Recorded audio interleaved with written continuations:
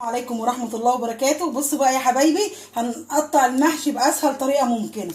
هنعمل ايه؟ طريقة جميلة جدا بإذن الله. شهر رمضان بقى الكريم، والوقت ايه يبقى ضيق عليكي كده وعايزة تعملي محشي بسرعة، فنعمله بطريقة سهلة جدا جدا. زي ما بيقولوا كده ضاع عمرك وانت بتقطعي الورق بطريقة، يعني مش هنقول غلط، بطريقة صعبة.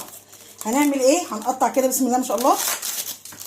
بصوا الجمال والحلويات. هنجيب ايه بقى؟ صينيه كده ونرص فيها مع بعض. هنجيب صينيه ونرص، احنا هنقطعه كله الاول وبعد كده نرص بهذا الشكل. بصوا يا حبايب قلبي، بصوا المحشي الله اكبر عليه. ورق المحشي وبيضه وجميله، والورق جميل كمان الايام دي، مع انه محشي من اللي بيقولوا عليه مش بلدي، بس جميل جدا يعني. اهو بصوا. وكل سنه وحضراتكم طيبين بمناسبه شهر رمضان الكريم، اعاده الله علينا وعليكم بالخير واليمن والبركات.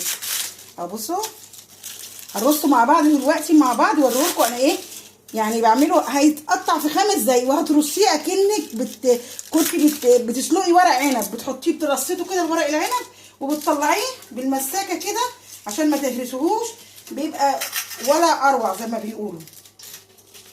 اهو ايه يا ولاد الحلويات دي يا ولاد والاختراعات دي. وادينا ايه بيقول لك اللي يعيش يا ما يتعلم، واللي يعمل ايه، اللي ليه عين وراس يعمل كما عملت الناس. يعني الناس اللي بيعملوا الطرق دي احسن مننا ولا حاجه. نتعلم كلنا من بعض، واللي عنده طريقه جديده يقولها لي في الكومنتات.